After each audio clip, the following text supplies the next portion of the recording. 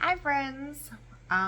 It's been a while since I've done a video and I'm getting ready to start seeds for this coming garden season, so I thought I would turn on the camera and bring you along with me. So today I've already started putting together some trays, and I'm just doing this small 6x6 tray, which is from Burpee. And let me just like pull you down here a little. There we go. It's a 6x6 tray. This is one of their, what do they call it? It is a 36 cell pop out and reusable seed starting tray. So this is what it looks like. I purchased this. I'm not affiliated with Burpee at all. I purchased this because I wanted something that was a little more durable than like the just plain black plastic trays that you get at like your hardware store. I actually purchased this online, and so today I'm going to start some pepper seeds.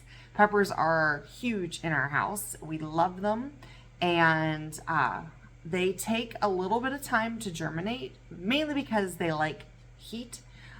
So I always start them fairly early because I like them to get good and established as we go into the spring season. So where I'm at, I'm in zone 7A. We have about 167 frost-free days. So according to, I want to say it's the Farmer's Almanac, but according to the interwebs, when I Google in my zip code and frost-free dates, the frost-free date, the first frost-free date should be May 1st. Now, granted, that is an estimate, and technically in the area that I'm at, and I've been here for about 5 years now, we tend to get frost after that. So the old timers in my area kind of wait till about Mother's Day, which is May 10th, I believe, this year, to start putting stuff in the ground. You just need to kind of watch, but to kind of have a gauge of where you're at when it comes to planting, you need to know your first frost date so you know when to start seeds. I'm starting these probably a little bit earlier than I need to, but I've known for myself in the past that pepper seeds and eggplant seeds, which I will also start, need to get established and going, and they need some time. They just take a little bit of time. They just need a little more TLC. So today, that's what I'm going to do, is I'm going to start doing some pepper seeds. So one of the things that I wanted to share with you is just what I do and how I do it, and what kind of seed starting mix do I use. And everyone does things differently. This is just what I have on hand, and I love the phrase of do what you can with what you've got and where you're at. So instead of going out and buying things, I have these, and I have them sitting over here in those tray. They're dry, but I have these coiled. They're Coca-Cola, and they are these little, like, what do they call them? They're like a puck almost, and you put water on them and they expand. Well, they're too big. The ones that I had bought years ago, maybe I bought them last year, I don't know. They were too big for this seed starting tray. So what I ended up doing is, let me show you. I ended up putting them in a bowl and putting warm water in it. And then what I did was I mixed it up and then I put it in so that it's nice and even. Other people use potting mix to start. They buy specific seed starting mix. I like the Coca-Cola because that's what I started out using when I first started starting my own seeds. The only thing about this particular seed starting thing, the Coca-Cola, you do not have any nutrients in this. This is like a very light and fluffy medium so that your seeds aren't struggling to start. They cannot stay in this mix. You need to up pot them and put them in something that has nutrition. So what I end up doing is I usually start about 2 seeds to each little thing. And that way, like, I'm increasing my odds of getting a decent yield. So if I put 2, you could put 3, I've done 3 before, and they all pop up. Then I go and I pop this out, because this comes out of that tray, and this has this like silicone bottom that you can just pop. As you can see, I'm even making that move there.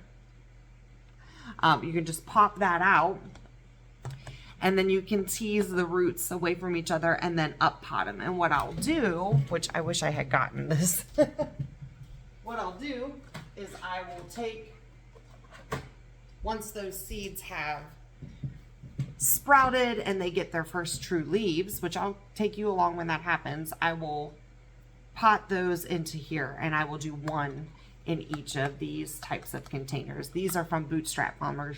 I don't have any affiliation with anyone, but this is like solid. This is going to be able to be reused year after year after year. So I'm excited about this because I did have stuff and that was not reusable. I used it 2 years in a row and they were already like dying on me. The first year they were like, they'd had enough. They'd given up the ghost, but I was like, no, we're moving 1 more year. So this is just one way to start seeds, and I'm just sharing with you how I start seeds because everyone does things differently. The neat thing about these types of trays is that they're lettered and numbered. So you have number 1, this whole side here is 1, and this is a letter A. So you have 1A, 2A, 3A, 4A, 5A, if I can count, 6A, and then this is 2. This would be 1B, 2B, 3B, and etc. And then of course it comes with its own plantogram in the thing. You will probably want to make something if you're going to do something like this. You're going to want to make something that continually stays with you. Otherwise, because this is just not, you can't reuse this. So you're going to want to make something that's reusable. Maybe I'll do that. I literally just got this a couple weeks ago and haven't had a chance to really sit down. And I thought today I have a chance. It's beautiful. It's sunny outside. I'm going to start some seeds because it's fall spring right now. Anyhow, so what you're going to do is you're going to make sure that you label everything. If you do not label things, you are going to be really upset with yourself. Ask me how I know. No, I actually have always labeled stuff, but the problem of the matter is sometimes things get mislabeled. And it happens. It's not that big of a deal. But one of the things about this tray is that you have the plantogram, but also you water from the bottom. So this tray, let me just tuck this down a little again so that you can see it better. This tray comes out and there's a tray underneath. There are no holes in this tray under here. And so what you can do is you can put in some water and the water will be absorbed by your soil. And I'll move it this way.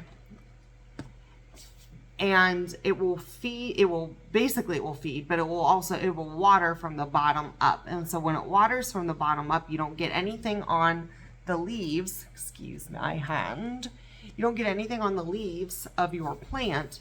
So you're reducing the risk of bacteria, splashback from the soil, fungus growing on your plants. You're giving your plants a healthy start. So other than the fact that it has no nutrition, the coca coir I like because I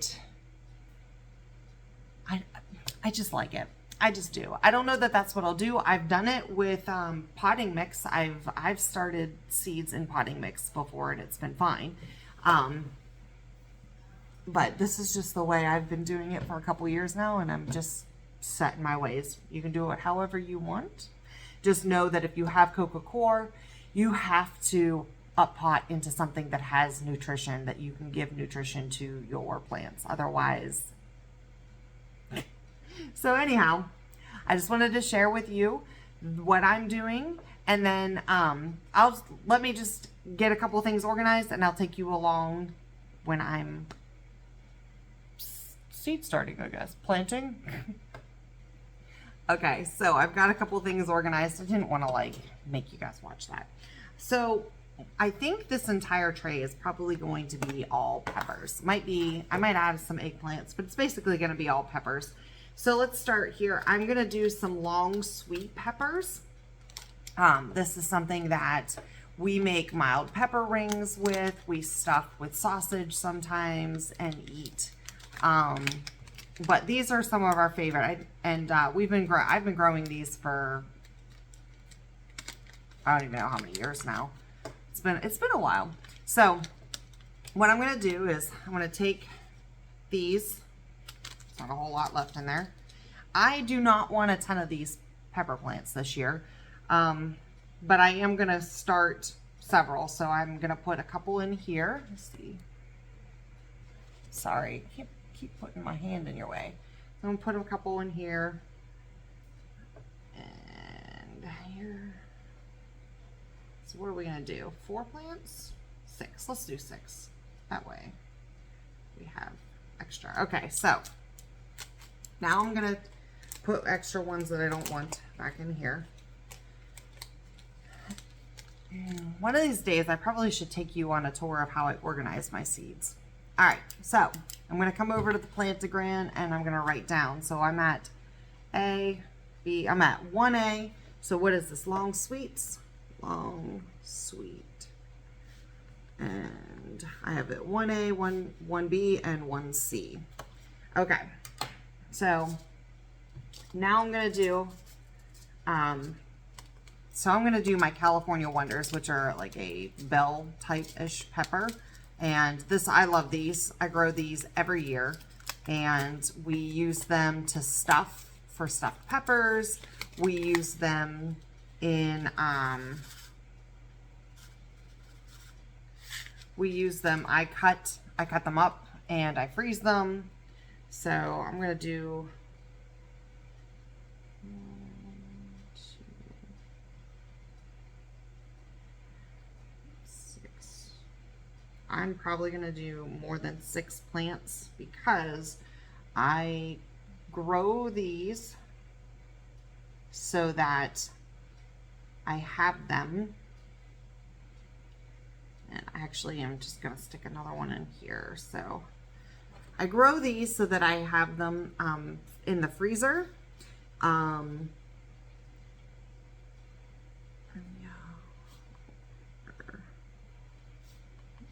also have people who are interested in having some for themselves. So I want to make sure that there is enough for them too. This type of thing is like a lot of fun for me. And I enjoy being able to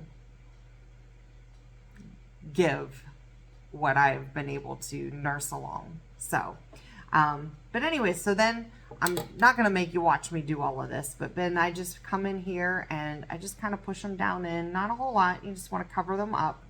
They need, they're going to need to be covered, and then you're going to want to put water, about a 1/2 inch to 1 inch of water in the tray. This is already, the medium is already damp from loosening them up from being in the pucks.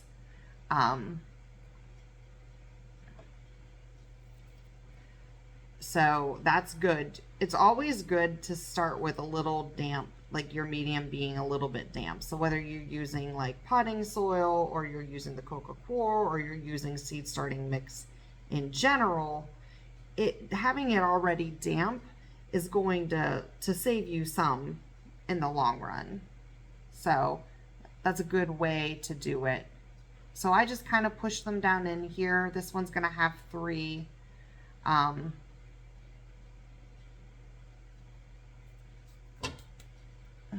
Make sure you're covered. And then, we basically wait. I use a heat mat because my house isn't, and I don't have a greenhouse or a heated greenhouse. So I use my sunroom, which you can see behind me, and I use a heat mat and I don't turn the lights on until they peak up, because there's no reason to have the lights on until you start getting, some happy birthday seedlings. But yes, this room here is very bright. I wish that it could be a little warmer, but it's not. It's one of the cooler areas of our house in the wintertime. So, because we don't run heat in here, we use like heat in the other part of the house. So, anyhow, I use a heat mat, and that actually helps with the germination, especially for peppers and eggplants. They like that warmth. So, thank you for coming along with me for now. I hope I answered some of your questions that you may have about seed starting. If you have any more questions, please put them down below. And then we'll definitely go along and talk about seed starting for other things. And if I have a chance, I'm going to show you how to just start stuff in this with potting soil, because there are some plants that I'm going to just go ahead and seed start in one of these, which you can also do, and bottom water as well. So it makes it a lot easier. Then you don't have to pot up, and you have more growing time. I like this because I can start a whole bunch of stuff at one time, decide if it worked for me or it didn't, and I can then pot up and have all the plants. But I start out with a smaller area and then grow to bigger. But that's just me. You don't have to do me. That's all. All right. I hope you guys have a great day. Thank you very much for watching.